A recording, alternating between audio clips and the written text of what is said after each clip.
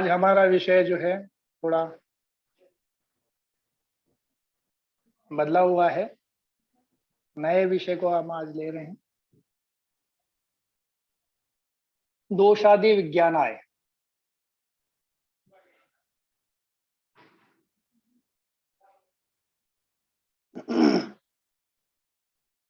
शायद ये हुआ है या नहीं हुआ है, ललित जी कंफर्म करके बताएं। सर कल की मेरी क्लास मिस हो गई थी, तो कल हुआ हो तो कल मुझे तो पता नहीं। नहीं, कल नहीं हुआ। पहले कभी हुआ नहीं, है क्या? पहले फिर नहीं हुआ, पहले नहीं हुआ ये बात। बस तो फिर फर्स्ट टाइम अपन यूज करेंगे आज इस चैप्टर को। धन्यवाद। तो सभी को प्रणाम, नमस्कार। हम फिर से शुरू करते हैं अपना काम को। इस अध्याय में दोष, धातु, मलों के समान कर्म, सामान्य कर्म, वृद्धि क्षय के लक्षण और ओज का वर्णन किया गया है। तो इस अध्याय से हमको जानकारी क्या क्या मिल रही है? एक तो दोष, त्रिदोष की बात करते हैं। दोष वात पित्त कफ धातु, रस रक्त मांस मेद अस्थि मज्जा शुक्र, यानी 7 प्रकार के धातु।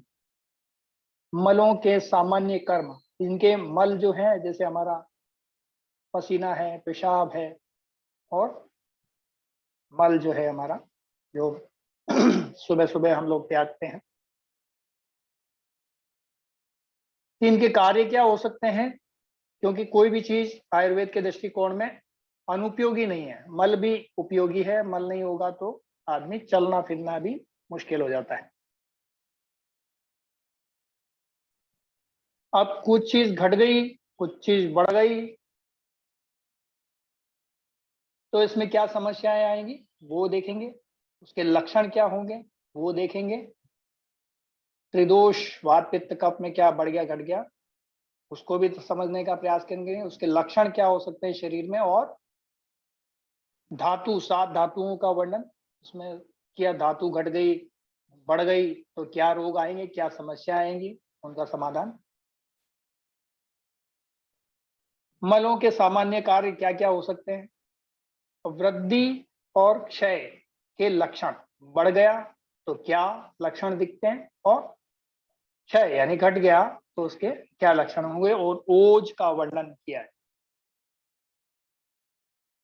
यानी 7 धातुओं के बाद में हमारी 8वीं ओज मान सकते हैं हम, इम्यूनिटी जिसको बोलते हैं। इम्यूनिटी हमारी जब 7वें धातुएं पुष्ट होंगी, ये सभी चीजें पुष्ट होंगे, सभी चीज अच्छे से सामान्य रहेंगे, ना तो बढ़े हुए हैं ना घटे हुए हैं, तो हमारा ओज भी अच्छा होगा।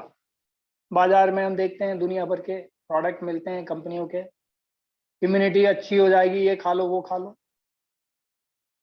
तो आज आपको समझ में आ जाएगा कि इम्यूनिटी किससे अच्छी होगी, किससे घटेगी, किससे खराब होगी। तो बिजनेस है, बिजनेस से थोड़ा हट के हम आज चर्चा करेंगे।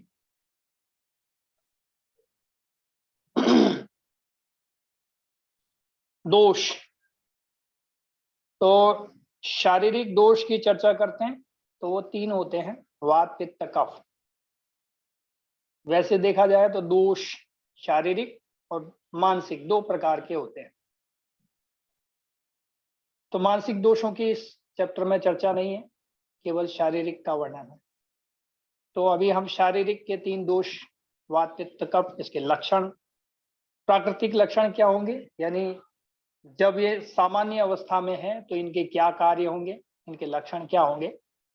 ना तो घटा हुआ है ना बढ़ा हुआ है, सामान्य है, मध्यम है। आयुर्वेद कहता है हर चीज में आप मध्यम रहिए।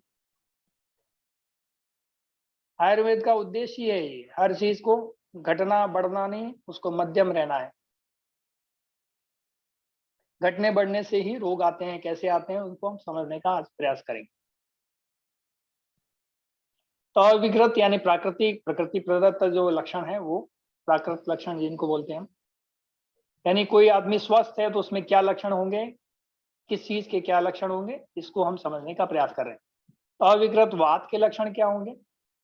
तो एक अच्छा वात, वात की सामान्य कंडीशन जो है वो सारी ठीक ठाक है। उस कंडीशन में क्या होगा, उत्साह का वर्धन करेगा, उच्छ्वास, श्वास वगैरह आपकी, निश्वास, निश्वास का लेना छोड़ना, ये सब चेष्टा, जितनी भी चेष्टा से हम, हमारी इच्छा शक्ति जो है इसी से जागृत होती है। चेष्टा पूर्वक जो हम कार्य करते हैं वो सब इसी से। वेग प्रवृत्ति, तभी हमने अधारणीय वेगों की चर्चा की थी, तो उनके जो वेग हैं वो सब के सब इस वात से ही जन्म लेते हैं और वात अच्छा होगा तो ये वेग भी ठीक से काम करेंगे। वात गड़बड़ हो गया तो वेग भी खराब होने लगेंगे। इंद्रिय विषय ग्रहण, हमारी जो इंद्रियां हैं वो भी ठीक से अच्छे से विषय का ग्रहण करेंगे। मतलब विषय क्या हो सकते हैं, हमारे दिन भर में जो छींक आना, खाना पीना, भूख लगना, प्यास लगना, ये सारे विषय, इसका ग्रहण इंद्रिय उसको एब्जॉर्व करती है, बताती है आपको। जैसे स्किन है, स्किन से कुछ भी चीज टच हो जाए, ये भी इंद्रिय है एक प्रकार की, गर्म है ठंडा, इसका आभास कराती है। नींद के अंदर मच्छर खा जाए तो उसका भी आभास कराती है। ये सब विषय हैं एक प्रकार के, इनको सबको ग्रहण करने का कार्य ये वात के माध्यम से ही इंद्रियों का संचालन यानी ट्रांसपोर्टेशन का काम, हमने बताया था वात के अंदर ट्रांसपोर्टेशन का कार्य जितना भी होता है वो बॉडी में, किसी भी प्रकार का ट्रांसपोर्टेशन, उसमें उसका महत्वपूर्ण योगदान माना गया है।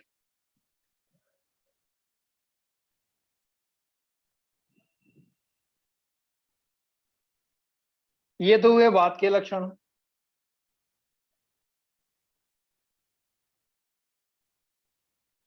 अब पित्त के देखें तो क्या करता है पित्त? पित्त हमारे शरीर में पाचन, मेद, बुद्धि, अस्थूलता, यानी स्वस्थ व्यक्ति है तो उसकी बुद्धि भी अच्छी होगी, मेधा भी अच्छी रहेगी, यानी फैट वगैरह जो है बहुत ज्यादा मोटा नहीं, छोटा नहीं, पतला नहीं, और सब तरह का विषय उनका ठीक ठाक चलता रहेगा।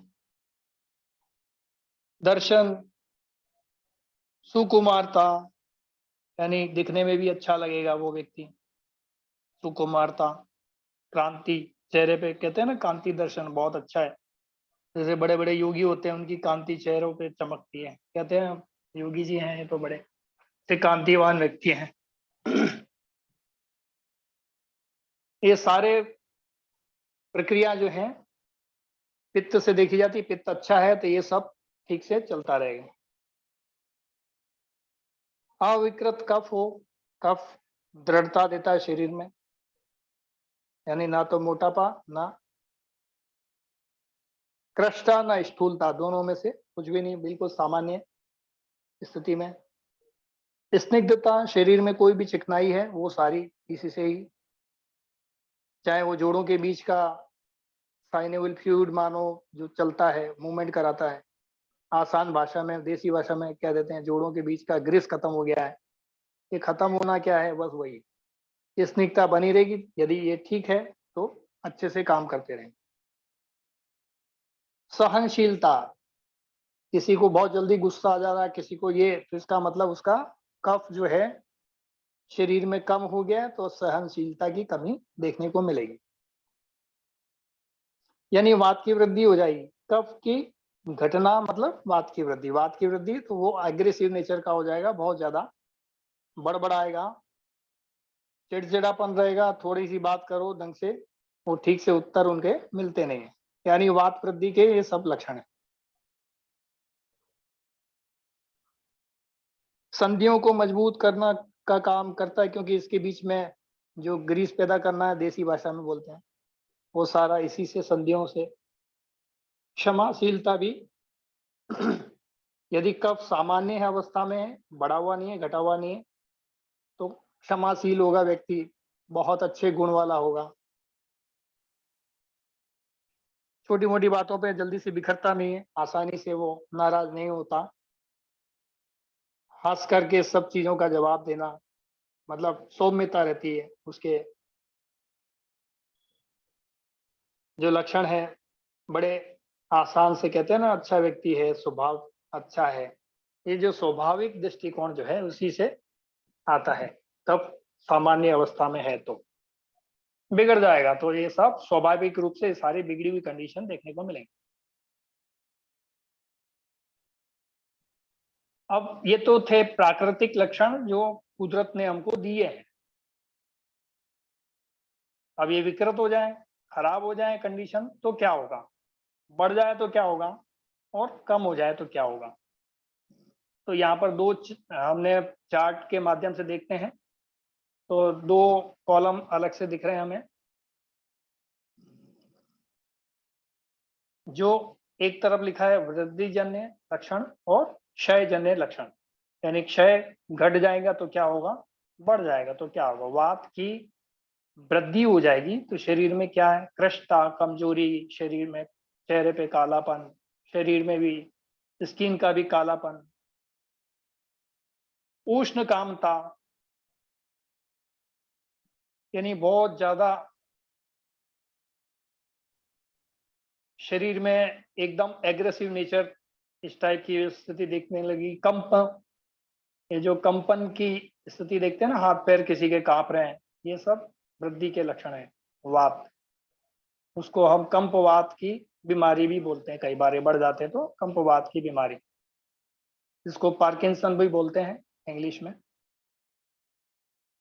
मलावरोध, वात ड्राई कर देगा, वात बढ़ जाएगा तो ड्राई होने लगेगी शरीर में, तो कॉन्स्टिपेशन कब्ज होगा।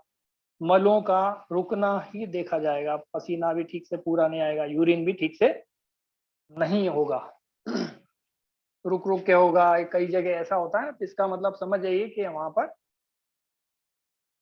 यूरिन वाले यूरिनरी ट्रैक में मलावरोध हो रहा है, यानी पॉटी भी ठीक से नहीं आ रही, यूरिन भी ठीक से नहीं आ रहा, पसीना भी ठीक से नहीं आ रहा, तो इसका मतलब वात की उस जगह पर वृद्धि हो गई। निंद्रा ठीक से नहीं आएगी, निंद्रा का नाश हो जाएगा, रात को देर तक नींद नहीं आती, बंदा जागता रहता है रात में, चाहे भले ही वो गाना गा करके दिन निकाल ले, रात निकाल ले, मुझे नींद ना आए, है ना। तो इस टाइप से उसकी कंडीशन दिखती है। अब क्षय जन्य है, यानी वात के क्षय हो गया है, क्षय का मतलब कम हो गया है। कम हो गया तो क्या होगा, देखिए वात जब कम होगा तो क्या बढ़ जाएगा, कब बढ़ जाएगा। ऐसी स्थिति में क्या होगी, शिथिलता, अल्प भाषण, कम बोलने की मन करेगा, संज्ञा, मोह, कफ वृद्धि के लक्षण, यहाँ आ गया ना। ये सारे लक्षण इतने चार्ट में तो दे नहीं सकते, तो कफ वृद्धि के जितने भी हैं और कफ वृद्धि के समान सारे लक्षण होंगे। क्या क्या हो सकते हैं, बॉडी में इन्फेक्शन हो सकता है, शिथिलता यानी कमजोरी आएगी, वो आराम से बिल्कुल डला रहेगा बिस्तर के अंदर, कुछ काम करने का मन नहीं करेगा, कोई बात करेगा तो अल्प भाषण, उसको बात करना पसंद नहीं होगा, झिड़क देगा या चुप रहो, इस तरह की स्थिति उसकी हो जाएगी। कोई जोर से पास के कमरे में बात कर रहा तो वो चिल्लाएगा, शांति रखो, है ना, बोलने का मन ही नहीं करेगा, बात नहीं करने का इच्छा नहीं करेगी।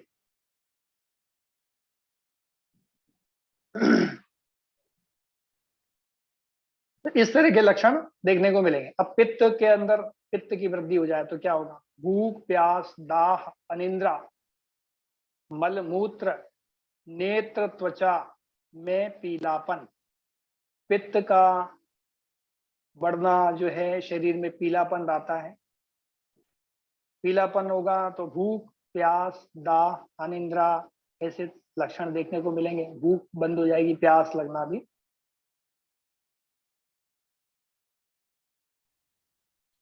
और आंखों में और त्वचा में पीलापन देखने को मिल सकता है, जिसको अपन बहुत ज्यादा और बढ़ जाएगा तो पीलिया के लक्षण बोल सकते हैं, है ना। इस टाइप से कुछ न कुछ देखने को मिलेगा। मल मूत्र में, पेशाब में भी पीलापन ज्यादा आएगा, जलन के साथ पेशाब आएगा, अनिद्रा, नींद नहीं आएगी, दाह, जलन होगा शरीर में, प्यास, भूख बढ़ जाएगी, प्यास ज्यादा, पानी पीने की इच्छा होगी, मन करता है कि पूरा समंदर निकल जाए, ऐसी कंडीशन आ जाती।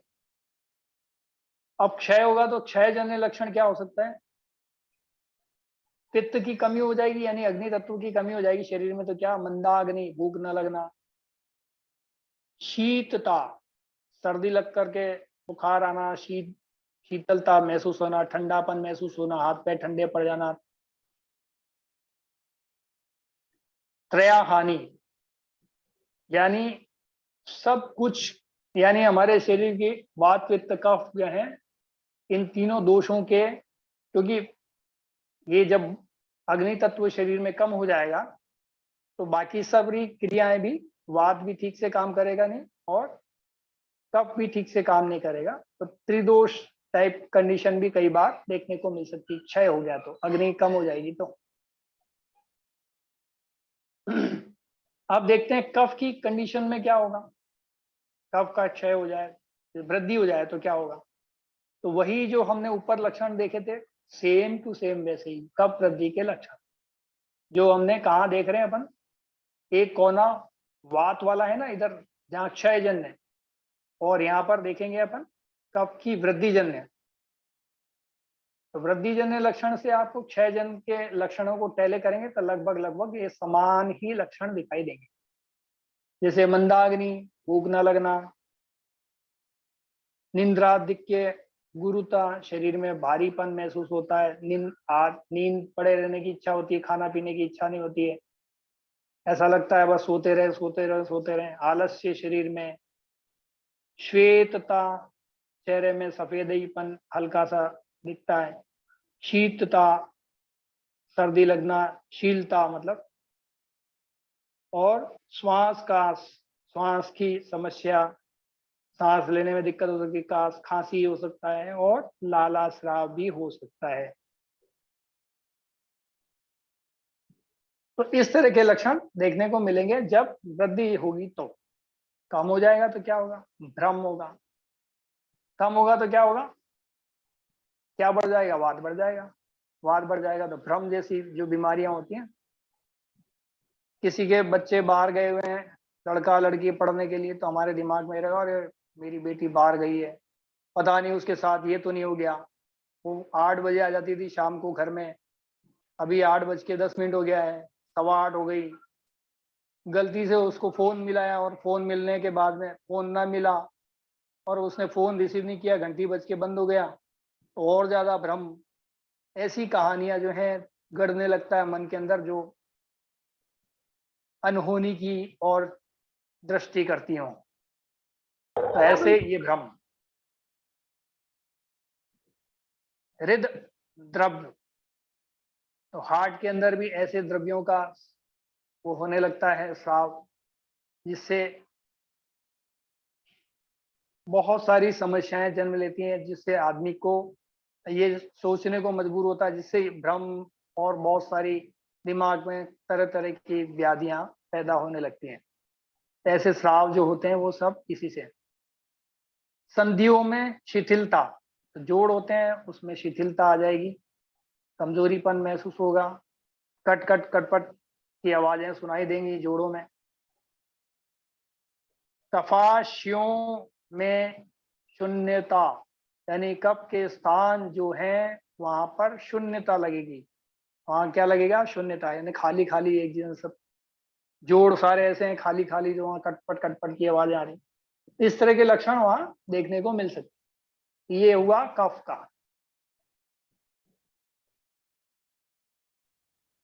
अब ये हो तो फिर समस्या क्या है, चिकित्सा क्या करना। समस्या तो अपने सामने आ गई, लेकिन इसमें चिकित्सा क्या करनी है। तो कफ बढ़ जाएगा तो क्या करना है, पित्त व कफ वृद्धि में लंघन अपतर्पण करें। क्या लिखा है, पित्त व कफ वृद्धि में लंघन। यदि पित्त और कफ शरीर में बढ़ जाएगा, इन दोनों में क्या करना है, उसको लंघन यानी व्रत करवा सकते हैं हम, है ना। व्रत करने से क्या बढ़ रहा है, वात बढ़ जा रहा है। तो आपको समझ में आ गया कि अपतर्पण, अपतर्पण का मतलब, एक तो तर्पण होता है नरिशमेंट के लिए, कुछ खाने पीने को दें, नरिशमेंट हो जाएगा बॉडी में, वो नहीं करना। तो क्या करना, अपतर्पण करना, यानी व्रत करवाना, लंघन करवाना, लंघन या अपतर्पण करना। वात वृद्धि में संतर्पण अथवा ब्रहण करें। अब ये संतर्पण और ब्रहण अगले चैप्टर में आएगा, उसमें समझना है हमको कि कब कब क्या क्या करना है।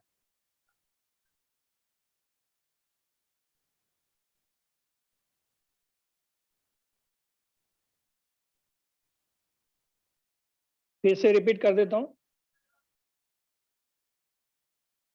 चिकित्सा क्या करेंगे? वृद्धि हो गई तो चिकित्सा पित्त और कफ के लिए लंघन और अपतर्पण करें, और वात वृद्धि में क्या करना है? संतर्पण और ग्रहणम करें। इस तरह से बताया। और क्षय यानी कम हो गया तो क्या करेंगे? पित्त व कफ क्षय में ग्रहणम करें।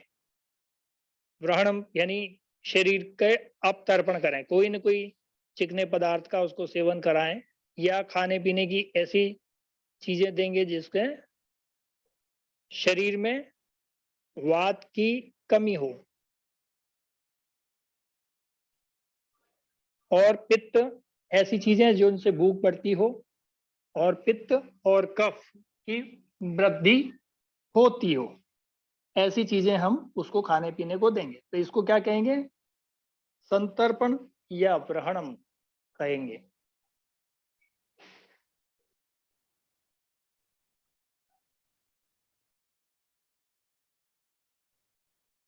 और वात क्षय में लंघन करें। वात की कमी हो गई शरीर में, उसमें लंघन करें, ऐसा बताया गया। ठीक है, अब देखते हैं आगे की कहानी। धातु, धातुएं, ये बाद में देखते हैं, इससे पहले हम कुछ और समझते हैं। हाँ, 6 तक तो हो गया। तो धातु, धातुएं जो शरीर का धारण व पोषण करें। धातु का मतलब जो शरीर का धारण और पोषण दोनों करें।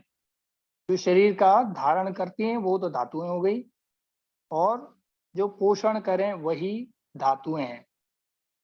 और ये धातुएं कितनी हैं? 7 प्रकार की हैं। रस, रक्त, मांस, मेद, अस्थि, मज्जा और शुक्र, ये 7 धातुएं हैं। सातों धातुएं शरीर का भरण पोषण करने के लिए होती हैं।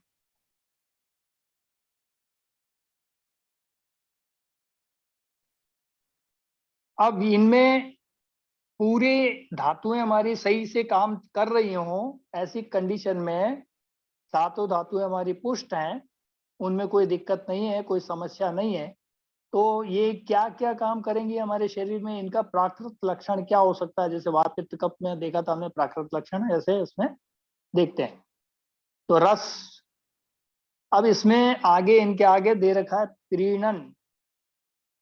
रक्त, रक्त क्या करता है? आपको जीवन देता है। रक्त की कमी हो जाती है तो आपका जीवन लीला समाप्त हो सकती है, क्योंकि हार्मोन सब चीजें उसी में घूमती हैं। शरीर के जितने भी पोषण के तत्व हैं, मिनरल, विटामिन, वो सब किसमें? रक्त में घूमते हैं। तो ये क्या कह रहा है? जीवन दे रहा है वो।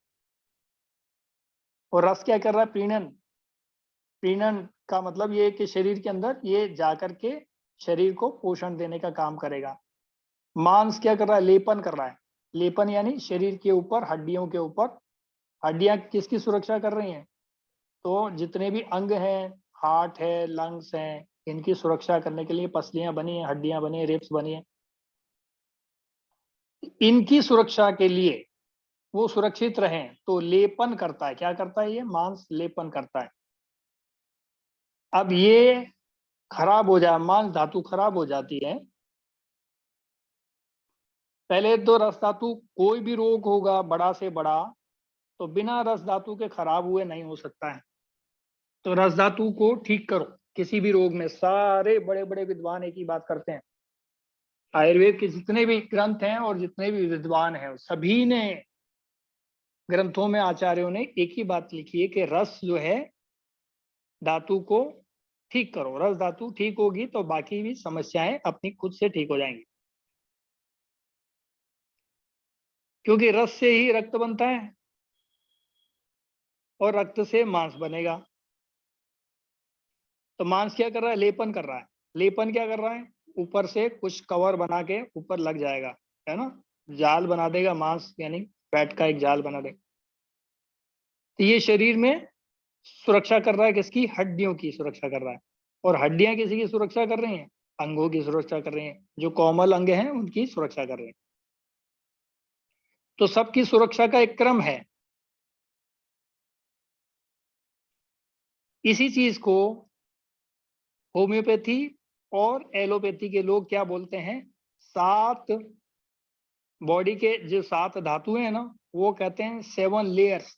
There are 7 layers in our body. तो जो 7 लेयर्स की बात करते हैं, वो सबसे पहला लेयर जो है रस, फिर रक्त, फिर मांस, मेद। वो भी मानते हैं इस चीज को, लेकिन उनको ये नहीं पता कि ये भी सब होता है। उनको ये तो पता है कि वे 7 लेयर्स होती हैं, बस ये पता है। किसी ने आयुर्वेद पढ़ा है तो बात अलग है, बाकी जनरली अक्सर कर ये 7 लेयर्स की बात करते हैं, होम्योपैथी में भी। और आयुर्वेद को तो नहीं, आयुर्वेद विषय अलग है। एलोपैथी और होम्योपैथी लगभग समान के जैसा ही दिखता है। वो लक्षण बेस्ड वहाँ मेडिसिन रहती है और वहीं कार्य होता है। तो लक्षण खत्म, रोग खत्म, उनके हिसाब से, होम्योपैथी के हिसाब से। ऐसे ही एलोपैथी में भी आराम मिल जाता है, बस चलो कुछ पेन किलर खा लिया, ठीक हो गया। यहाँ क्या है, रस बनेगा। रस क्या कर रहा है, शरीर का पीड़न कर रहा है, यानी पोषण कर रहा है। रक्त क्या कर रहा है, जीवन देता है, जीवनदायिनी का काम कर रहा है। मांस क्या कर रहा है, लेपन कर रहा है। अब मैं आपको एक चीज बता दूं, बहुत अनुभव की है, किसी किताब में आपको शायद ना मिले। आज के विज्ञान के हिसाब से शरीर में जो कैल्शियम है, कैल्शियम की उपस्थिति में ही बाकी मिनरल और विटामिन डाइजेशन उनका हो सकता है, शरीर उनका ऑब्जर्वेशन कर पाता है, नहीं तो नहीं कर पाएगा। ये ऐसा मानते हैं।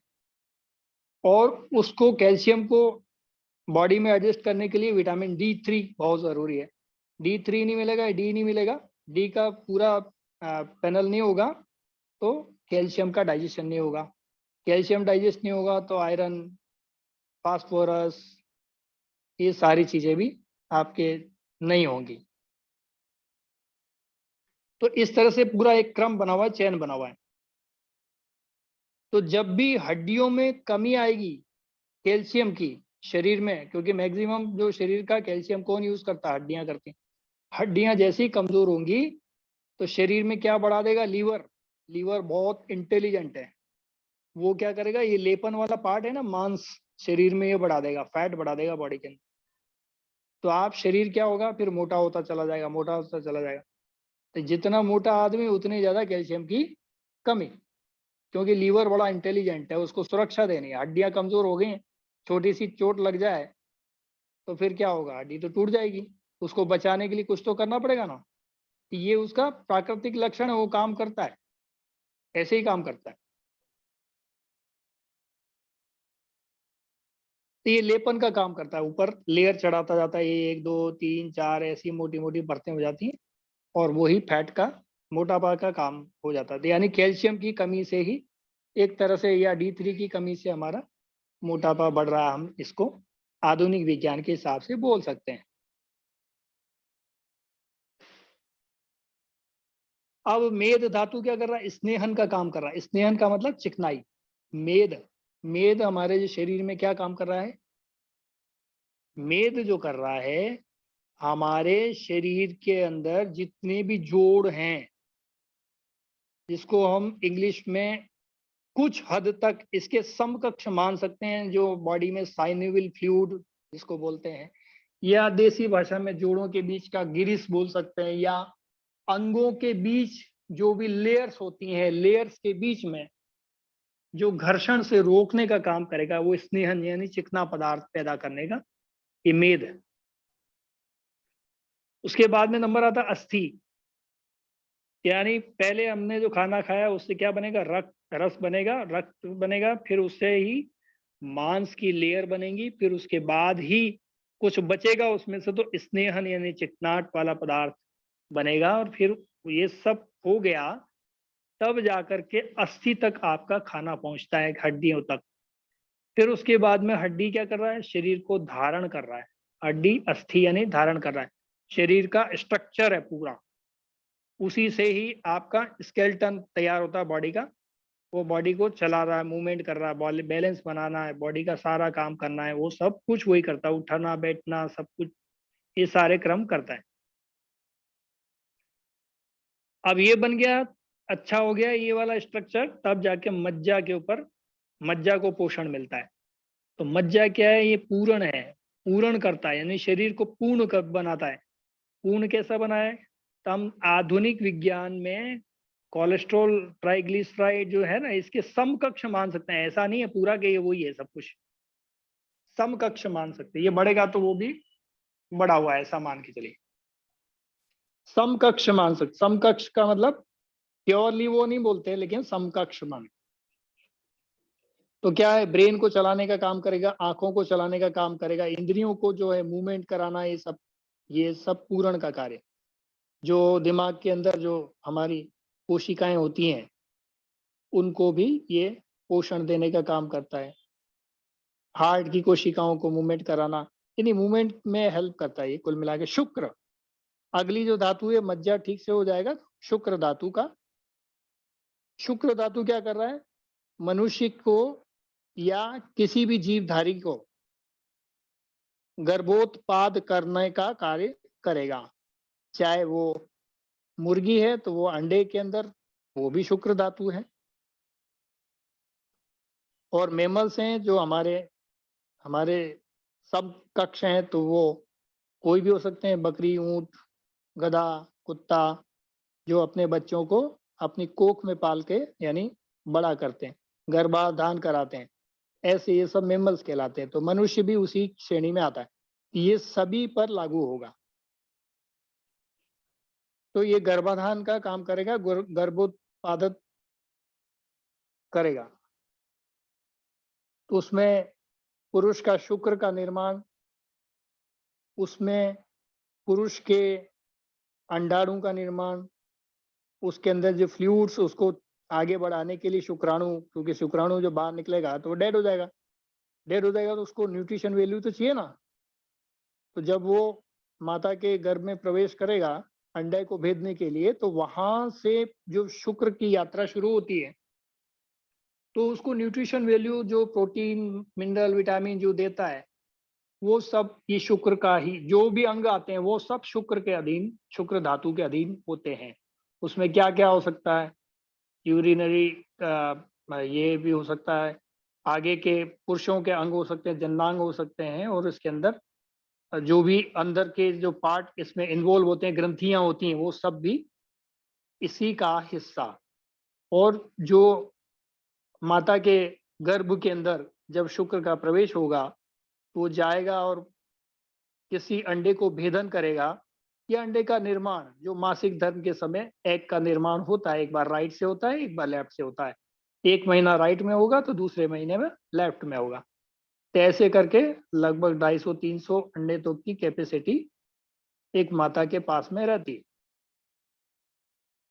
तो ये मेनोपॉज के टाइम तक, शुरू से लेके अंत तक चलता, हर महीने का कार्य ये है। उसका एक साइकिल है, मेस्ट्रुअल साइकिल, जो ये भी शुक्र से ही देखा जाता है। शुक्र धातु कमजोर है तो ये भी कमजोर दिखेगा। उसके अंदर जितने भी ऑर्गन सम्मिलित हैं, उनमें भी गर्भाशय के अंदर, वो भी सब इसी से ही देखे जाएंगे, चाहे वो ओबरी हुई, ट्यूब हुई, है ना। तो ये सब के सब विजाइनल एरिया है, ये सब भी शुक्र धातु से पोषित होता है।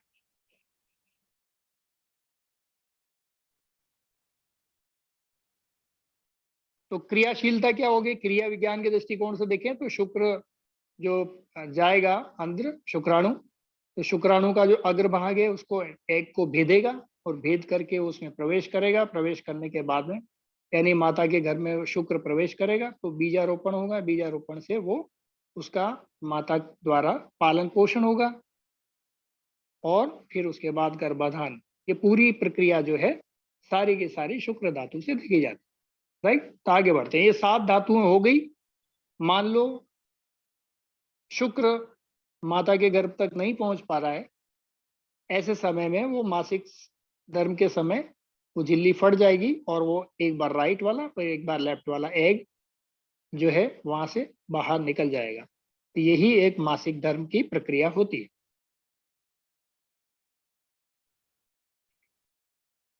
तो ये हमारा शरीर क्रिया विज्ञान इस तरह से संचालित होता है। ये शॉर्ट में मैंने आपको बताने का प्रयास किया। तो पहले रस बनेगा, फिर रक्त बनेगा, फिर मांस बनेगा, फिर मेद, फिर अस्थि, मज्जा और शुक्र, इस तरह से।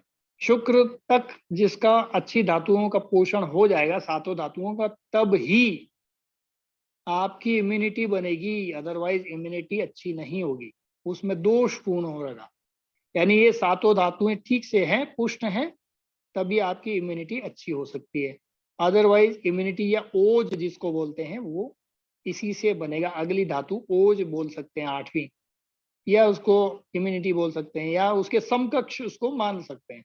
राइट, पूरी तरह से तो नहीं समकक्ष, क्योंकि आधुनिक विज्ञान और आयुर्वेद का दूर दूर तक जो है समकक्षता का रिश्ता है, बहुत ज्यादा करीबी का रिश्ता नहीं, क्योंकि ये दोनों उल्टे हैं।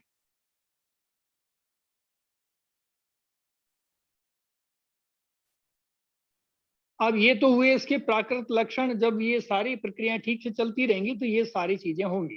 राइट, अब ये खराबी आ जाए इनमें तो क्या होगा, यानी विकृत लक्षण हो तो क्या होगा।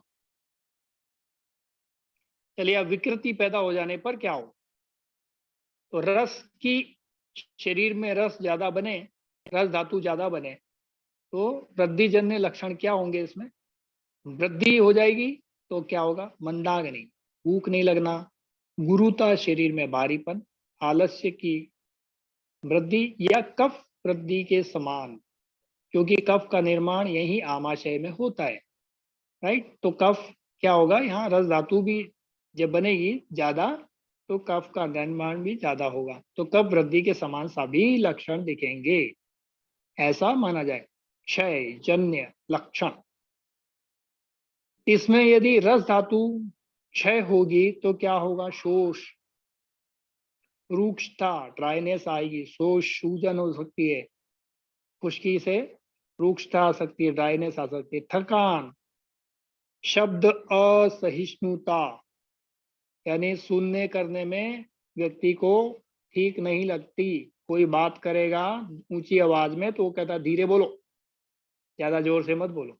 राइट, तो इस तरह की बात जो है उस समय देखने को मिलेगी।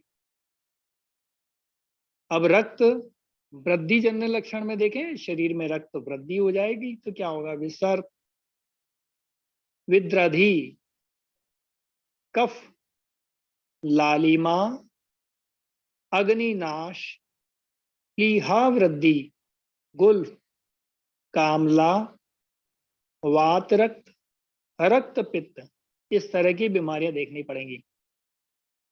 क्यों होगा, क्योंकि रक्त में क्या पीलापन ज्यादा रहता है, इसका जो रक्त में लाल कण को कम हो जाए और रक्त का वृद्धि हो जाएगी, और वृद्धि होगी तो फिर ये पीलिया जैसी रोग हो सकते हैं, कामला जिसको बोलते हैं।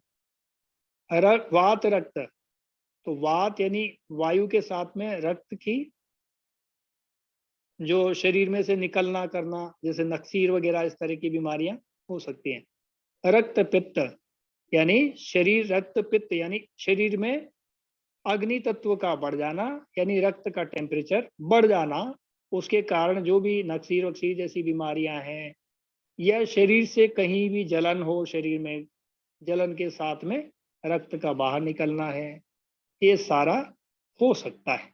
नसों के अंदर उसको बस्ट करके बाहर निकलना है, कई बार देखा होगा आपने, रक्त नसों को फाड़ करके बाहर निकल जाता है और फिर वहां पर आकर के डेड सेल्स के रूप में जमा हो जाता है, तो ऊपर बाद में वात रक्त जैसी बीमारी, यानी उसमें कालापन दिखाई देगा ऊपर की तरफ। और रक्त पित्त है तो उसमें रक्त घूमता, रक्त बहता रहता है। वात रक्त में क्या होता है, वहां पर जम जाता है डेड सेल्स के रूप में। इस तरह की बीमारियां देखने को मिलेंगी। क्षय जन्य कम हो गया तो क्या होगा, अम्ल, शिशिर, पीवीती, रूक्षता और शिराशोथल्य, यानी नसों का या सिर की समस्याएं बढ़ जाएंगी, उसमें नसों में सूजन देखने को मिल सकती है। अम्ल की अधिकता, बॉडी में एसिड की मात्रा बढ़ने लगेगी।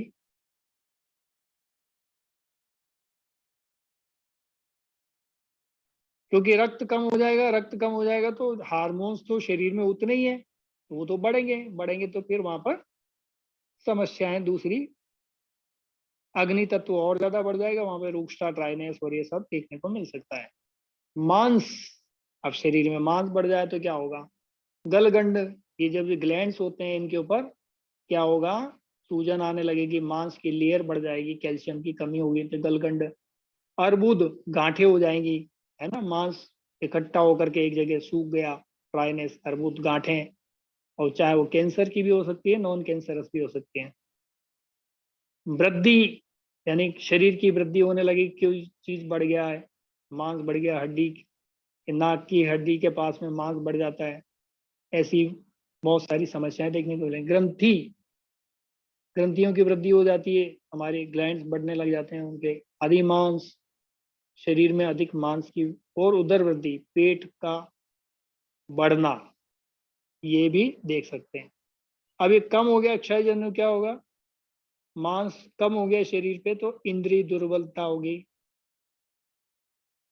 गंड, स्पिक और शुष्कता। संधि वेदना, तो शुष्कता, यानी वही ज्यादातर कंडीशन में क्या होगा?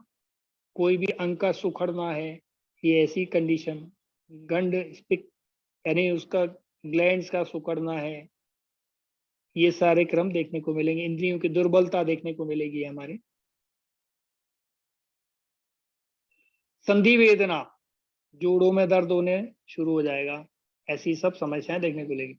मेद धातु, मांस के समान, ग्रंथि आदि, थोड़े परिश्रम में थकावट, श्वास, पिक, उदर और स्तन का लटकना।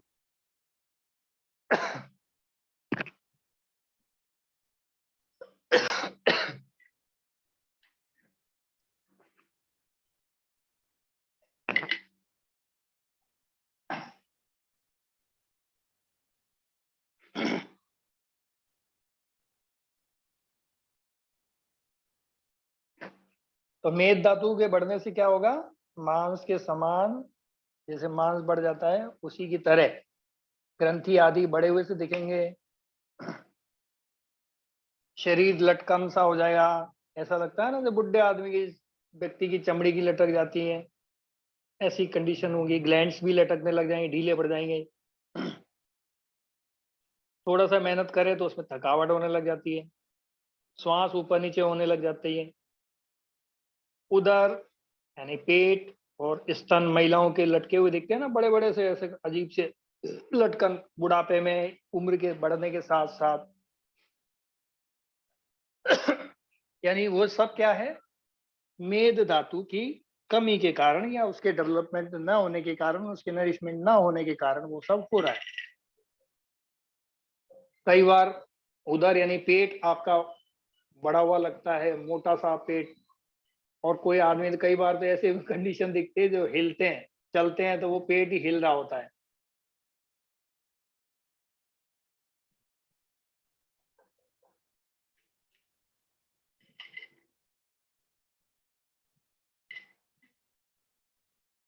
और मेद धातु का क्षय हो जाएगा तो क्या होगा? क्षय जन्य में देखेंगे, क्षय जन्य लक्षण में, तो प्लीहा वृद्धि, यानी क्षय हो गया है मेद धातु का, मेद धातु की कमी हो जाएगी तो क्या होगा? बॉडी में ड्राइनेस आ जाएगी, खुश्की होगी। कटी में शून्यता, आपके कटी यानी ये जो कमर वाला एरिया है कटी कहलाता है, तो इसमें शून्यता, इसमें खालीपन दिखेगा, है ना, कटपट की आवाज। कई बार एक पेशेंट आया हुआ है ऐसा, कटी शून्य वाला। वजन तो उसका बहुत ज्यादा है, पर वो कह रहे हैं कि डॉक्टरों ने कह दिया है भाई ये तो जोड़ बदले जाएंगे, यानी उसको बैठना इतना सब बंद हो गया है। इस टाइप के पेशेंट होते हैं, देखने को मिलेंगे। प्लीहा वृद्धि, यानी हमारी जो प्लीहा है उसकी वृद्धि होने लग जाती है, बढ़ने लग जाती है। स्प्लीन जिसको बोलते हैं इंग्लिश में। अंगों में कृष्टता, अंगों में सूखापन, ड्राइनेस, कृष्टता यानी पतलापन, या अंगों का सुखड़ना, कई बार बोलते हैं ना स्किन सुकड़न जो देखती है, क्या उसको ऐसे बोल सकते हैं, जैसे किडनी श्रिंक हो गई, लीवर श्रिंक हो गया, ऐसे। तो ऐसी कंडीशन है देखने को मिलेंगी।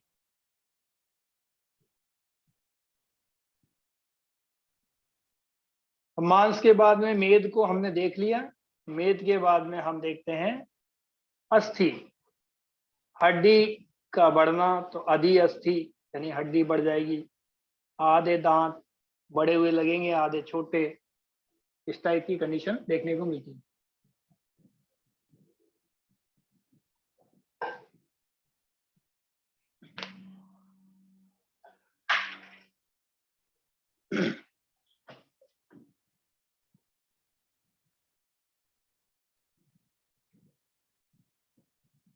और यदि घट जाए, अस्थि धातु कम हो जाए, क्षय हो जाए, तो उसका क्या होगा? अस्थि वेदना, हड्डियों में दर्द होता है, कैल्शियम की कमी होती है ना। जैसे छोटे बच्चे होते हैं, उनको बढ़ते हुए ग्रोथ में जो कैल्शियम की कमी हो जाती है, तो हड्डी में आप देखो, छोटे बच्चे का पैर दबाओ, बड़ा मजे से दबाएगा, उसको मजा आ जाता है, आनंद आ जाता है। तो दबाने से क्षय जलने की पहचान क्या है? दबाओगे तो आराम मिलेगा, और वृद्धि जन्य में दबाने से दर्द होगा। ये इसकी हम पहचान इस तरह से कर सकते हैं। नाखून, केश, दांत का गिरना, दांत गिर जाते हैं, झड़ जाते हैं, वो सूखे हो जाते हैं ना, बुढ़ा व्यक्ति के जैसे वृद्धावस्था में कंडीशन देखने को मिलती है, वो वाली स्थिति होगी। अस्थि के बाद में मज्जा धातु। मज्जा धातु क्या करती है? वृद्धि हो जाए तो क्या होगा, और क्षय होगा तो क्या होगा? नेत्र व अंगों में गुरुता। नेत्र यानी आंखें, और अंगों में भारीपन, आंखों में भारीपन आएगा, पुतलियां भारी भारी लगेंगी, अंगों में शरीर में गुरुता यानी भारीपन दिखेगा, पाँव में स्थूलता दिखेगी, पाँव मोटे मोटे हो जाते हैं ना कई बार कईयों के।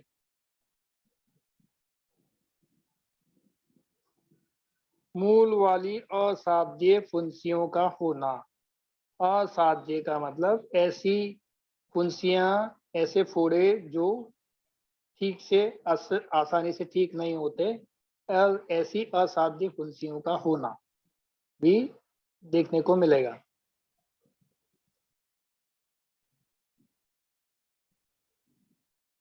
और क्षय हो जाएगा तो भ्रम हो जाएगा, तरह तरह की आदमी सोचता रहेगा, क्योंकि दिमाग से जुड़ा हुआ है ना मज्जा धातु, तो उसके विचार कुछ ज्यादा होंगे, वाद की वृद्धि जैसे लक्षण दिखेंगे। अस्थि सौशीर्य, आंखों के सामने अंधेरा होना। तो आंखों के सामने कभी कभी अंधेरा हो सकता है, ऐसी कंडीशन देखने को मिल सकती है। कभी कभी ऐसा होता है ना, खड़े होते हैं तो अचानक अंधेरा आ गया आंखों के सामने, ऐसे लोगों को ऐसी स्थिति देखने को मिल सकती है। यानी ये कई कारण हो सकते हैं, मज्जा धातु की कमी भी हो सकती है, या फिर मज्जा धातु की कमी से ही अक्सर ऐसा देखने को मिल सकता है। शुक्र धातु का देखें तो हम पता पड़ता है कि अति कामता, शुक्रास्मरी, शुक्र धातु की वृद्धि हो जाएगी तो क्या होगा? ये गाढ़ा हो जाएगा शुक्र, तो शुक्रास्मरी बोल देंगे। अश्मरी का मतलब पथरी है ना, शुक्रास्मरी। तो शुक्र के गाढ़ा होने के, सूखने के कारण, ये शुक्र के जो मार्ग में, इसमें ड्राइनेस होने के कारण, मतलब गाढ़ा, ड्राइनेस नहीं, गाढ़ापन होने के कारण वो शुक्राणुओं को बाहर निकलने में अश्मरी, जैसे पथरी के समान के लक्षण होते हैं ना, रुक जाती है तो दर्द होता है। पेशाब में, किडनी में पथरी होती है तो पेशाब रुक जाता है तो दर्द होता है। ठीक इसी प्रकार यहाँ अंगों में भी दर्द होने लगता है। अति कामता यानी बहुत ज्यादा उसको कामुक विचार ज्यादा आते हैं, अति कामता के स्थिति देखने को मिलती है, मतलब कामुकता ज्यादा उस पर छाई रहती है, शुक्र धातु की वृद्धि के कारण है। तो अनकंट्रोल हो जाता है कई बार, ऐसी कंडीशन देखने को मिलेंगी। ज्यादातर उम्र के एक पड़ाव के कारण भी होता है, उम्र की स्थितियां भी हैं, जवानी में ज्यादातर ऐसी घटनाएं देखने को मिलती हैं जो हमारे समाज के लिए ठीक नहीं होती। इसलिए कहा जाता है कि जवानी में या एक उम्र के अंदर कुछ ऐसी औषधियों का सेवन नहीं करना चाहिए जिनके कारण हम और हमारा समाज खतरे में हो सके। अब ये कम हो जाए तो क्या होगा, तो शुक्र क्षरण देर से होगा, है ना। शुक्र जो है क्षरण देर से होगा, ये शुक्र बाहर जो निकलने का क्रम होगा वो थोड़ी देर से आएगा। कभी कभी क्या होता है, फिर उसके साथ में अति होने लगेगी, अंगों के साथ में अति होने लगेगी तो क्या होगा, उसमें रक्त भी आ सकता है और उसमें कोई ना कोई पीड़ा भी हो सकती है, दर्द वगैरह भी हो सकती है। तो ये सारे क्रम देखने को मिलते हैं। ज्यादा बढ़ जाएगा तो भी ये कई बीमारियों को लेके आता है, जैसे स्वप्न दोष, इस टाइप की चीजें भी पुरुषों में देखने को मिलती हैं। महिलाओं को भी ऐसी ही कई समस्याएं होने लगती हैं। ये कम या ज्यादा के लिए को क्या स्थिति होगी, हमने क्षयजन्य और वृद्धिजन्य लक्षणों को थोड़ा सा समझने का प्रयास किया। अब हम वृद्धि हो गई है और क्षय हो गई है तो चिकित्सा क्या करेंगे इसमें, इसको समझते हैं। तो रस धातु बढ़ गया तो क्या करोगे, लंघन करो, वेरी सिंपल। जो चीज बढ़ जाए उसको कम कर दो, है ना। और क्षय हो गया तो बढ़ाओ, बढ़ाने के लिए क्या करो, ग्रहण करो। ग्रहण करने के लिए संतर्पण करो, यानी ऐसी खाने की चीजें, पीने की चीजें दो जिसमें वृद्धि होती हो। कम हो गया तो उसको बढ़ाओ, वेरी सिंपल। इसमें तो कोई ज्यादा रॉकेट साइंस तो है नहीं। ऐसी रक्त की कमी हो गई तो रक्त स्राव, ये वृद्धि हो गई तो ज्यादा होगा, तो वही रक्त स्राव ज्यादा होगा, शरीर में से ब्लड निकलेगा। क्या करो, ब्लड डोनेशन करा लो, है ना।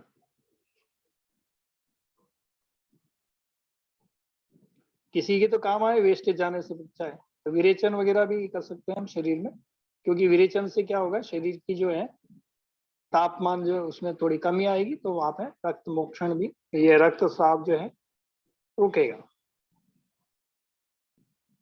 कम हो गया तो ग्रहण करो। किसी को हेमोग्लोबिन की कमी, रक्त की कमी, तो क्या करते, खाने पीने की ऐसी चीजें दी जाती है जिसमें खून की वृद्धि हो जाए, राइट। मांस मांस बढ़ गया शरीर में तो क्या करेंगे, शस्त्र क्षार अग्नि कर्म करो। शस्त्र क्षार और अग्नि कर्म करो। क्या करोगे, शस्त्र क्षार। देखिए ये थोड़ा सा, एक तो पंचकर्म होता है, क्षार कर्म होता है। आपने पंचकर्म का तो बड़ा सुना होगा, क्षार कर्म भी होता है। एक तो क्षारीय कर्म करना है और एक शस्त्र कर्म करना है।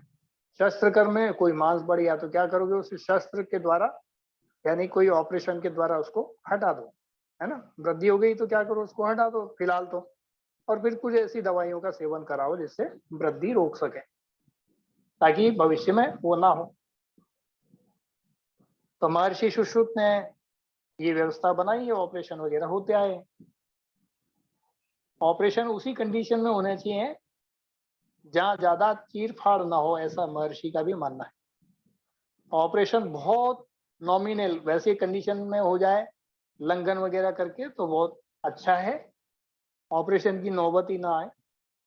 कुछ छोटा मोटा करना है तो आप कर सकते हैं, ऐसा। कम हो जाएगा तो ग्रहणम करेंगे। ऐसे ही मेद धातु में बढ़ गया तो लंघन करो, व्रत वगैरह करो। बढ़ घट गया है तो उसका ग्रहण करो।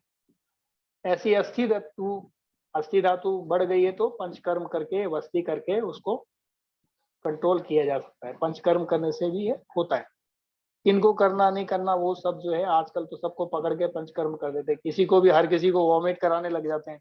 पंचकर्म सेंटर पे देख लो जाके। अब जय, किसी को जरूरत ही नहीं है, नहीं साहब करो, खर्चा पानी निकलता रहेगा। ये आजकल सभी जगह, चाहे अज्ञानतावश हो रहा हो या जबरदस्ती किसी क्रियाशीलता के कारण हो रहा हो या आर्थिक कारणों से हो रहा हो, ये हो रहा है आजकल सब जगह। ये हमें सीखना पड़ेगा, जानना पड़ेगा कि इनको अगले जो हम कोर्स में इसको लाएंगे वो सारी चीजें क्लियर करेंगे कि किनको करना चाहिए और किनको नहीं करना चाहिए। अब कम हो गया अस्थि, शरीर में अस्थि धातु कम हो गई तो तिक्त द्रव्यों से वस्ति, दुग्ध और घृत। हड्डी का दुश्मन कौन है? वात। वात का दुश्मन कौन है? चिकनी चीज। चिकनी चीजें और उसमें दूध, दूध भी चिकना है, घी भी चिकना है, तो दूध और घी की वस्ती दे सकते हैं। क्या करते हैं? वस्ती देते हैं। एनीमा आज की भाषा में बोले तो वो देते हैं। और तिक्त द्रव्यों, तिक्त का मतलब कड़वे द्रव्यों का सेवन करा सकते हैं, है ना, या कड़वे द्रव्यों से वस्ती देना चाहिए, अस्थि की वृद्धि हो जाएगी। तो ऐसे ही मज्जा धातु में लंघन करेंगे, बढ़ गया है तो, घट गया तो क्या करेंगे? मधुर तिक्त अन्न, यानी मीठा, तिक्त यानी कड़वा, हल्का, इस टाइप के जिसमें जो गुण हो ऐसे अन्न का सेवन कराएंगे। शोधन करेंगे।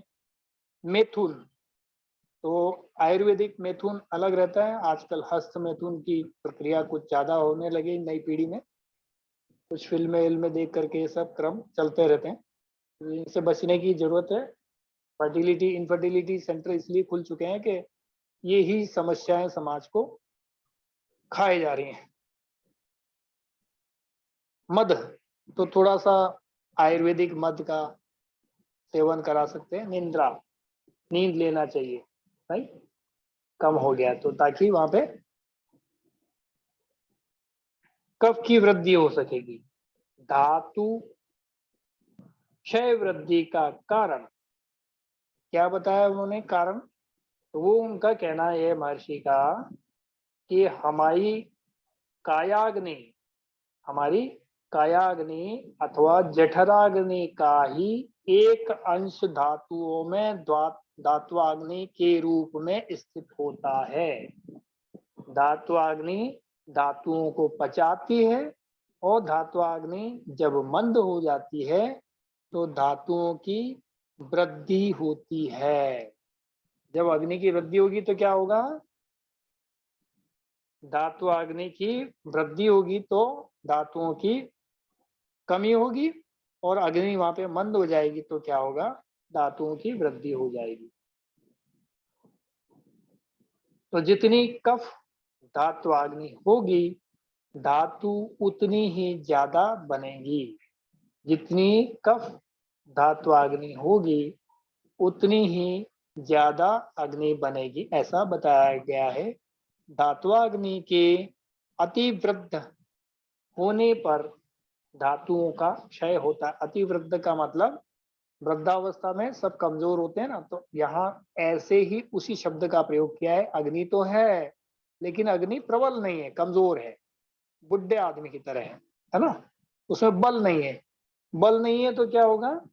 अग्नि धातुओं को बढ़ा देगी, कम नहीं करेगी। तो धातुएं बढ़ेगी तो रोग आएंगे, तो हमें तो सम रखना है, ना तो घटने देना ना बढ़ने देना है। तो धात्वाग्नि के अति क्षय होने पर क्या होगा? धातुओं का भी क्षय होगा।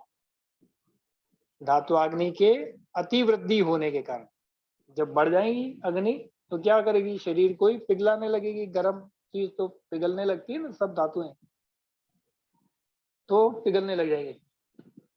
पूर्ण धातु के अधिक बनने, पूर्व धातु के अधिक बनने पर अगली धातु भी अधिक बनती है। जैसे पूर्व धातु क्या? पहली धातु क्या हमारी? रस। रस ज्यादा बनेगा तो रक्त भी ज्यादा बनेगा, रक्त ज्यादा बनेगा तो उसके आगे वाली धातुओं का क्रम भी क्रमशः ऐसे ही वृद्धि देखने को मिलेगी, राइट। ऐसा बताया, यानी पूर्व धातु यानी पहले वाली धातु के अधिक बनने पर अगली धातु भी अधिक बनेगी। तो पहली धातु के क्षीण होने पर उत्तरोत्तर सभी धातुएं भी क्षीण हो जाएंगी। जैसे पहले वाली जो धातु है, रस कम बनेगा तो रक्त भी कम बनेगा, है ना, वो वेस्ट चला जा रहा है खाना सारा। तो यानी ठीक से हमारा पाचन अच्छा होना चाहिए और रस धातु अच्छी बननी चाहिए, तो बाकी आगे की धातुएं ठीक से बनेगी। अब चर्चा करते हैं कि मल, मल क्या है, क्योंकि धातुओं की बातें हो गई, वात पित्त कफ की भी बात हो गई, दोष की बात हो गई, अब मल की चर्चा करनी है शेष। तो मल कितने प्रकार के होते हैं? 3 प्रकार के होते हैं। स्वेद यानी पसीना, मल आपको पता ही है, मूत्र पेशाब जो हम यूरिन जिसको बोलते हैं, स्टूल ये जो मल है हमारा, स्वेद यानी पसीना श्वेत। जो शरीर को मलिन करे वल मल कहलाते हैं। तो मल की परिभाषा यहाँ क्या बताएगी आयुर्वेद में? जो शरीर को मलिन करे वो मल कहलाते हैं। यानी जो शरीर को गंदा करेगा वो क्या कहलाएगा? मल कहलाएगा, है ना। तो मल शरीर के सात्म्य होते हैं। मल क्या है? शरीर के साथ में होते हैं, यानी शरीर के सामंजस्य को बिठाने वाले, साथ में यानी उसके शरीर के अधीन रहने चाहिए, साथ में यानी ना तो घटने चाहिए ना बढ़ने चाहिए, ऐसी अवस्था में होते हैं। ये हमेशा क्या होते हैं? मल शरीर के साथ में होते हैं। ये नेचुरल प्रक्रिया है, इसकी नेचुरल प्रक्रिया है। अब घटती बढ़ती तभी रोग आता है। तो मल को शरीर के बाहर निकालना अति आवश्यक होता है, क्योंकि ये जब बढ़ जाएगा तो क्या होगा? ये रोग को जन्म देगा, और घट जाएगा तब भी शरीर में कमजोरी देगा। तो जब इसका क्रम क्या है? जैसे आगे वाला आया तो पीछे वाला उसको धकेल करके आगे की तरफ बाहर निकालने का क्रम करेगा। फिर हमने कुछ खाया पिया, फिर पीछे वाला जाएगा, फिर उसको धकेलेगा, फिर वो बाहर निकालेगा। ऐसा नहीं कि हमने रात को जो खाना खाया था हम वही सुबह त्यागने वाले हैं, वैसा नहीं होता है ना। तो उसका एक क्रम है, सिस्टम बना हुआ है। अन्यथा अनेक रोगों की उत्पत्ति हो जाएगी। सामान्य मात्रा में कफ बनने पर शरीर को अधिक हानि पहुंचती है। जब सामान्य मात्रा से ज्यादा कफ बनने लगेगा तो शरीर को क्या होती है? हानि होने लगती है। शरीर में कफ बनेगा तो क्या होगा? इन्फेक्शन होगा।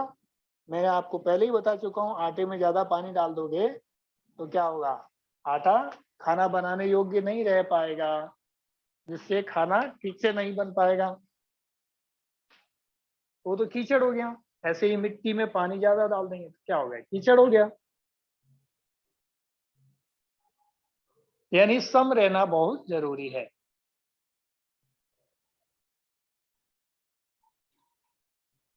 क्या कहा गया है कि सामान्य मात्रा से कफ बनने पर शरीर का अधिक हानि पहुंचती है, यानी शरीर को ज्यादा हानि पहुंचती है जब सामान्य मात्रा से ज्यादा हो जाएगा। तो अविकृत लक्षण यदि यानी बढ़ जाए और घट जाए तो अविकृत लक्षण क्या होंगे?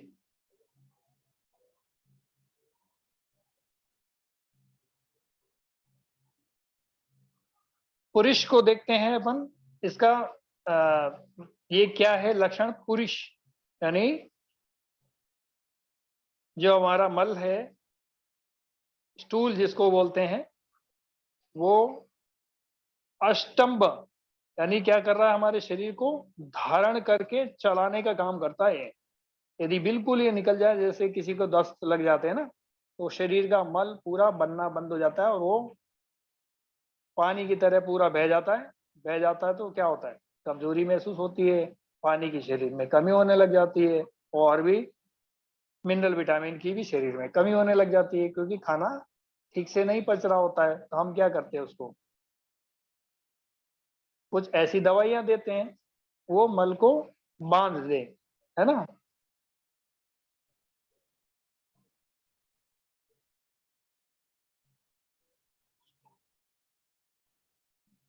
ये अवस्टंभ यानी धारण करने का काम करेगा।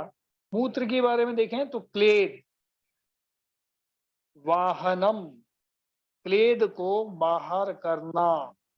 क्लेद यानी शरीर में जो इन्फेक्शन है, शरीर का कचरा है, उसको बाहर निकालने का काम करता है।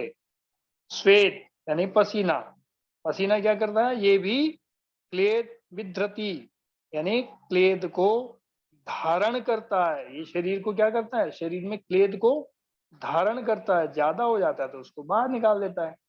अब हम तो एसी में बैठते हैं आजकल, ये सब कुछ अंदर इकट्ठा होता रहता है। ऐसी कंडीशन में क्या आएंगी, बीमारियां आएंगी ना। तो वही हमारे साथ हो रहा है।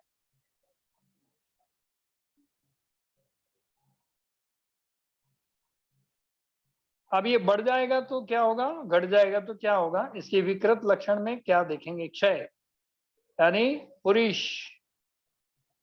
यानी मल शरीर में बढ़ जाएगा तो हृदय पार्श्व में पीड़ा, यानी गैस बनने लगेगी शरीर में। क्या होगा, कचरा इकट्ठा हो गया तो गैस बनेगी, गैस बनेगी तो क्या होगा, हृदय पार्श्व में पीड़ा।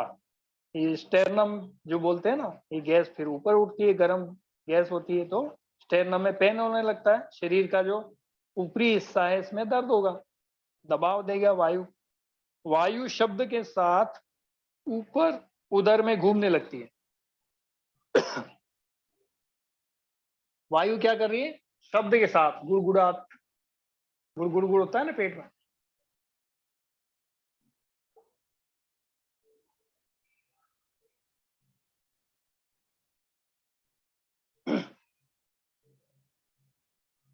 शब्द के साथ में वायु उदर में घूमने लगती है। और वृद्धि हो जाए तो फिर क्या होगा,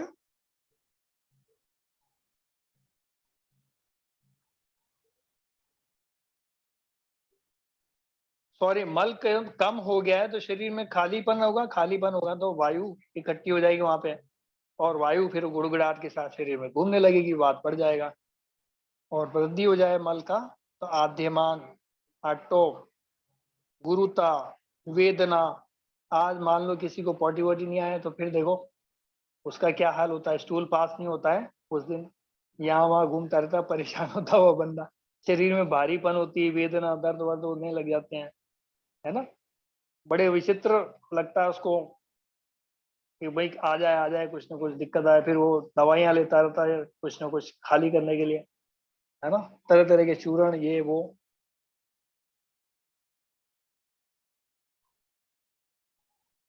मूत्र, मूत्र का क्षय हो जाए, यानी शरीर में कल कमी हो जाएगी तो मूत्र अल्प मात्रा में बनेगा, मूत्र अल्प मात्रा में और कठिनाई के साथ में आना शुरू हो जाएगा। क्यों होगा, कि शरीर में हमने पानी कम पिया है तो मूत्र कम बनेगा, मूत्र कम बनेगा तो उसमें गाढ़ापन ज्यादा आएगा, गाढ़ापन आएगा तो क्या होगा, अल्प मात्रा में बनेगा। और कठिनाई के साथ आना, उसमें हो सकता है जलन हो, दर्द हो, ऐसा कुछ बहुत सारी चीजें होना लगेगा। विवर्ण होना, वर्ण यानी रंग का उसका विवर्ण होना, गहरा कलर का आए, ये रक्त मिश्रित आना शुरू हो जाएगा।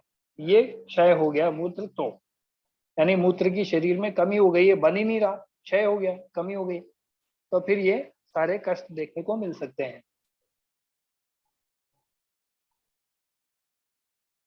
और मूत्र ज्यादा हो, बनने लगे शरीर में तो फिर क्या होगा, मूत्र त्याग करने पर संतुष्टि नहीं मिलती, थोड़ी देर में फिर वापस आ जाता है, फिर जाते हैं बंदा, फिर वापस आ जाता है, अंदर बाहरी क्रम चलता रहता है ना। तो मूत्र त्याग करने पर संतुष्टि नहीं मिलती, वस्ती में पीड़ा होने लगती है, वो मूत्र ज्यादा इकट्ठा होगा ब्लैडर के अंदर, दबाव मारेगा, दबाव मारेगा तो दर्द होगा। वेरी सिंपल, इसमें कोई रॉकेट साइंस नहीं है, बड़ा आसानी से समझने का विषय, रटने का विषय ही नहीं है आयुर्वेद, और कॉमन सेंस की चीजें हैं ये सारी, कुछ भी नहीं है ऐसा कोई रॉकेट साइंस हो। स्वेट यानी पसीना, पसीना यदि कम हो जाएगा तो रोमच्युति, यानी हमारे रोम छिद्र जो हैं वो बिल्कुल ब्लॉक हो जाएंगे, जाम हो जाएंगे, क्योंकि ये पसीना ही तो ब्लॉक को खोलता है, प्रेशर बनाता है, ताकि वो आसानी से पसीना बाहर निकलेगा तो शरीर के ऊपर जो जमा हुआ गंदगी है वो जमने नहीं पाएगी और उसको बाहर निकालती रहेगी।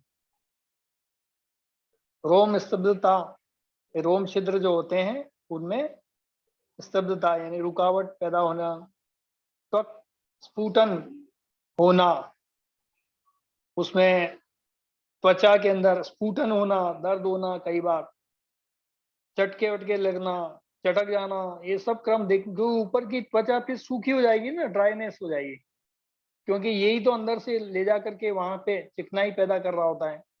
तो खुश्की वाली कंडीशन क्षय होगा, तो जब होगा ही नहीं तो क्षय ज्यादा होगा, यानी क्षय हो गया यानी कमी हो गई तो ये दिक्कत आएगी। वृद्धि हो गई तो फिर क्या होगा? अति स्वेद, बहुत ज्यादा पसीना आएगा, दुर्गंधता के साथ आएगा, जैसे कि पित्त प्रकृति वालों को होता है। वात प्रकृति वालों को ये सब नहीं होता, वात प्रकृति वालों को ये वाला होता है जो क्षय हो गया, क्योंकि वात से सूख जा रहा होता है, पित्त में वृद्धि हो गई होती है, तो शरीर में दुर्गंध तो ज्यादा आती है। पित्त प्रकृति वालों को पसीने में बहुत ज्यादा बदबू मिलती है। गलती से उसने जूता आकर के अंदर खोल दिया तो पूरे कमरे में हालत ये हो जाती है कि दूसरे कोई बैठ ही नहीं पाते, है ना। कई बार होता है ना, अपन पीए की बैठक में जाए, किसी ने जूता खोल दिया, खतरनाक वाली कंडीशन हो जाती है, पूरे हॉल की हालत हो जाती है कि बस क्या करना है। किसी के अंडर आर्म में से इतनी गंदे आती है कि बस ही बस पसीने से भरा रहता है। ऐसे ही कंडू होना, यानी ये सब बीमारियां, चमड़ी की जो बीमारियां, ये सब होना स्वाभाविक है। अब ये हो गया तो इसकी चिकित्सा क्या करना है? चिकित्सा करना वृद्धि में, मेरे को लगता है शायद हम, आज समय ज्यादा हो गया है तो एक बार चेक करते हैं टाइम क्या हुआ।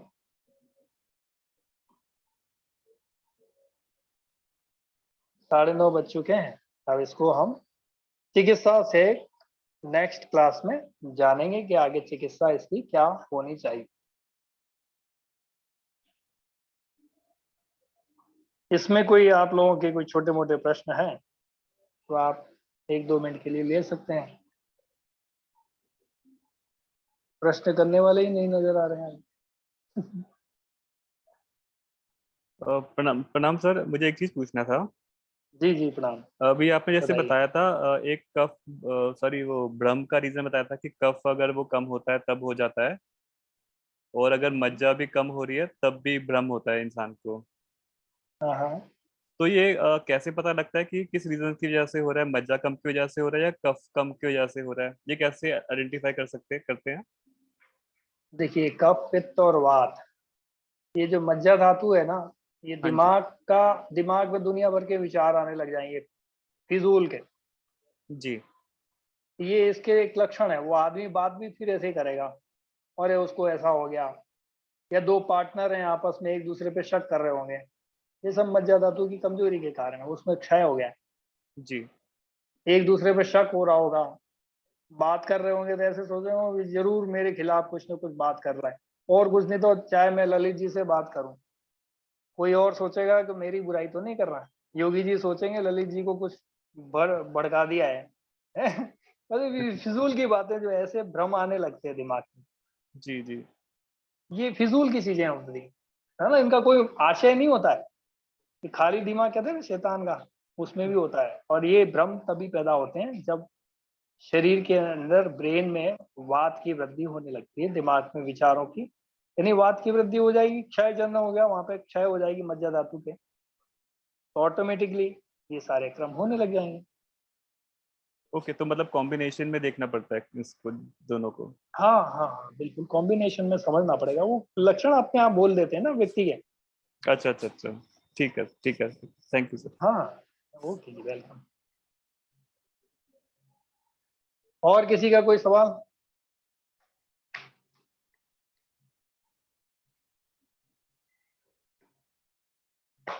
प्रमीला जी साइलेंट मोड में है आज।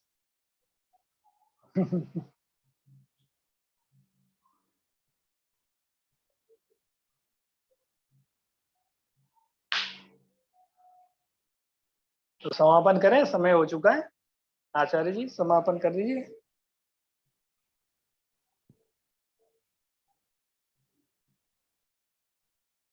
Okay okay. सभी को प्रणाम, नमस्कार।